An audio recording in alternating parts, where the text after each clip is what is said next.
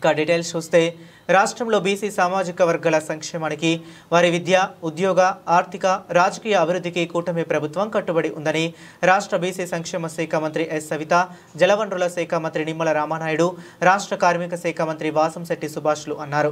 రాష్ట్ర శెట్టిబలిజ అభివృద్ధి corporation chairman కుడిపుడి Satyababu ఆధ్వర్యంలో స్థానిక త్యాగరాజ గానసభ కళ్యాణ మండపంలో ఆదివారం శెట్టిబలిజ గౌడ విద్యార్థుల ఆర్థిక ప్రోత్సాహ పంపిణీ కార్యక్రమం జరిగింది. ఈ కార్యక్రమంలో ముఖ్య అతిథులుగా పాల్గొని శెట్టిబలిజ గౌడ ఉపకులాల ప్రతిభ కనబరిచిన విద్యార్థులకు వారు చెక్కులను పంపిణీ చేశారు. ఈ సందర్భంగా మంత్రులు సుభాష్, సవితలు మాట్లాడుతూ తెలుగుదేశం పార్టీ అంటే బీసీలు, బీసీలు అంటే తెలుగుదేశం పార్టీ, స్వర్గీయ ఎన్టీఆర్ నుంచి నేటి ముఖ్యమంత్రి చంద్రబాబు నాయుడు వరకు అన్ని రంగాల్లోని బీసీల అభివృద్ధికి దోహదపడ్డారన్నారు.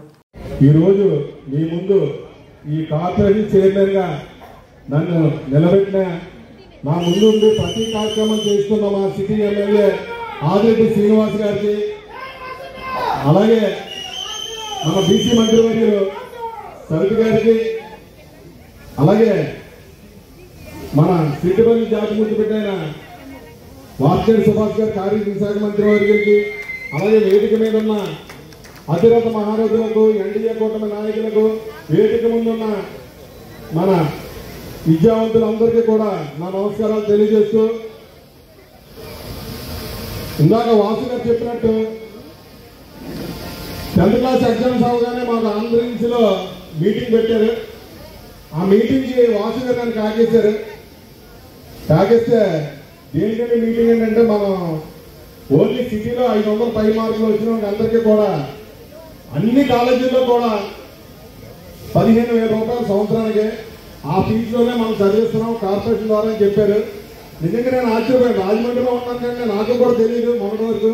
అది వాళ్ళ అమ్మగారు మేయర్గా ఉన్నప్పుడు కార్పొరేషన్ ద్వారా మన పిల్లల్ని చదివించారు. రాజమండ్రి సిటీలోనే రాష్ట్రంలో ఎక్కడ 175 నియోజకవర్గాల్లో లేని ఒక్క రాజమండ్రి సిటీలోనే ఇంచుమించు మొన్న 123 మంది పిల్లలకు ప్రత్యేకించి 15,000 రూపాయలతో మన తిరుమల కాలేజీ ఈరోజు ఎంత భావం మీ అందరికీ కూడా తెలుసు. అలాగే ప్రైవేట్ కాలేజీలు అన్నీ కూడా అలాంటి కాలేజీలు అన్నింటిలో కూడా కేవలం 500 కష్టపడి ఒక్క గవర్నమెంట్ స్కూల్లో చదువుకున్న వాళ్ళకే వాళ్ళ ఈ ఫెసిలిటీ ఇచ్చారు.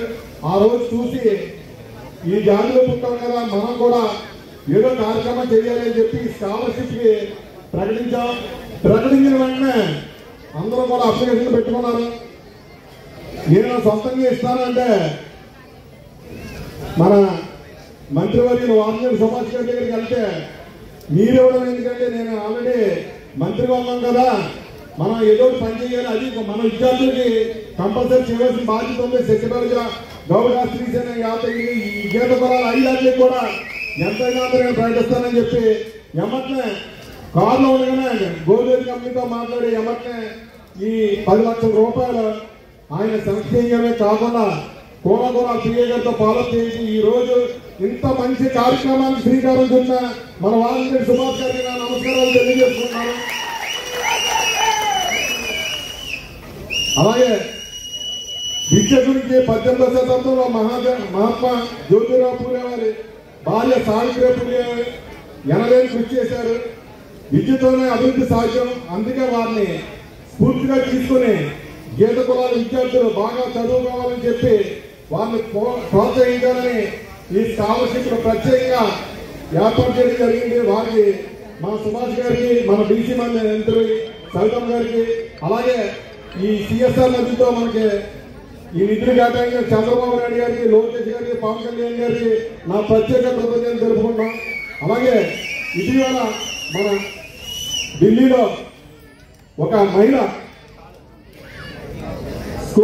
అయిన సర్దార్ గౌతమ్ గారి 24% ఇస్తే 34% చంద్రబాబు నాయుడు గారు తీసుకువెళ్తే జగన్మోహన్ రెడ్డి వచ్చి దాన్ని 10% కోత విధించి 24% తగ్గించింది. రాజకీయ కోణంలో వారు ఆలోచిస్తే మరి న్యాయ నిపుణులతో సంప్రదించి చంద్రబాబు నాయుడు గారిని ఏ రకంగా దీన్ని పెంచాలని ఆలోచిస్తున్నారు. ఆ బాధ్యత కూడా సవితమ్మ గారు తీసుకోవాల్సిందిగా వారికి మనందరి తరఫున వారికి విజ్ఞప్తి చేస్తున్నారు. మొట్టమొదటిగా ఇప్పుడు ఈ కార్యక్రమం ప్రారంభించే ముందు మనం మన ముఖ్య అతిథులని లబ్ధిదారులను ఇక్కడ పిలిచి వారి యొక్క తల్లిదండ్రులు ఇక్కడ పిలిచి ఇంత కార్యక్రమం చేయాల్సిన అవసరం ఏంటి అన్నదాన్ని ప్రతి ఒక్కరిలో కూడా ప్రశ్న అనేది ఉంది. ఎందుకు ఇంతమంది వస్తా ఉన్నారు? మంత్రులు వచ్చారు, ప్రజాప్రతినిధులు వచ్చారు, కార్పొరేషన్ చైర్మన్లు వచ్చారు, ఆ సామాజిక వర్గ నాయకులు వచ్చారు. దేనికి కారణం అంటే మీరు గమనించాలి, ఒక సామాజిక వర్గం ఏదైతే సెట్టిబల్ కార్పొరేషన్ ద్వారా మన పిల్లల్ని చదివించారు. రాజమండ్రి సిటీలోనే రాష్ట్రంలో ఎక్కడ 170 నియోజకవర్గాల్లో లేని ఒక్క రాజమండ్రి సిటీలోనే ఇంచుమించు మొన్న 123 మంది పిల్లలకు ప్రత్యేకించి 15,000 రూపాయలతో మన తిరుమల కాలేజీ ఈ రోజు ఎంత భారం మీ అందరికీ కూడా తెలుసు. అలాగే ప్రైవేట్ కాలేజీలు అన్ని కూడా అలాంటి కాలేజీలు అన్నింటిలో కూడా కేవలం 500 కష్టపడి ఒక గవర్నమెంట్ స్కూల్లో చదువుకున్న వాళ్ళకే వాళ్ళ ఈ స్పెషాలిటీ ఇచ్చారు. ఆ రోజు చూసి ఈ జాతిలో పుట్టాం కదా, మనం కూడా ఏదో కార్యక్రమం చేయాలి అని చెప్పి స్కాలర్షిప్ కి ప్రకటించాం. ప్రకటించిన వెంటనే అందరూ కూడా అప్లికేషన్ పెట్టుకున్నారు. నేను సొంతంగా ఇస్తానంటే మన మంత్రివర్యులు వాసిరెడ్డి సుభాష్ గారి దగ్గరికి వెళ్తే మీరు ఇవ్వడం ఎందుకంటే నేను ఆల్రెడీ మంత్రిగా ఉన్నాం కదా, మనం ఏదో పని చేయాలి, అది మన విద్యార్థులకి కంపల్సరీ చేయవలసిన బాధ్యత ఉంది. సెట్టిబల్గా గౌడ శ్రీసేన యాదవ్ ఈ గీత కులాలు అయ్యాన్ని కూడా ఎంతైనా నేను ప్రకటిస్తానని చెప్పి ఎమ్మటనే కారణం ఉండగానే గోద్రేజ్ కంపెనీతో మాట్లాడి ఎమ్మటనే ఈ 10 లక్షల రూపాయలు ఆయన సెలెక్ట్ చేయడమే కాకుండా కూడా పిఏ గారితో పాలన చేసి ఈ రోజు ఇంత మంచి కార్యక్రమానికి శ్రీకారం చుట్టిన మన వాసిరెడ్డి సుభాష్ గారికి నా నమస్కారాలు తెలియజేస్తున్నాను. పదవులు ఇచ్చి ఏం చేశారు ఆర్థికంగా? ఈ రోజున సత్యబాబు గారు ఆయన సెట్టిపల్లి కార్పొరేషన్ చైర్మన్ ఇస్తే ఆయన ఏదో చెయ్యాలి ఈ కులానికి నిరంతరం నా దగ్గరికి ప్రతిసారి వచ్చి మనం ఏదో చెయ్యాలి అని చెప్పి అలాగే ఏదో కులాలు కలిసి ఉండాలని తపన పడే వ్యక్తి సత్యబాబు గారు. ఈ రోజు ఈ కార్యక్రమం ఇది ఆర్థిక సాయం మాత్రం కాదు, ఇది ప్రోత్సాహం. మనము చదువుకోవాలి, ఈ 200 మంది పిల్లల్లాగా మనము మంచి మార్కులు తెచ్చుకోవాలనే స్పిరిట్ అనేది మిగతా పిల్లలకి వస్తుందనే ముఖ్య ఉద్దేశంతో ఈ రోజు ఈ కార్యక్రమం పెట్టడం జరిగింది. అలాగే ఈ కూటమి ప్రభుత్వం పూర్తిగా బీసీలకి వెన్నుముకగా నిలుస్తుంది.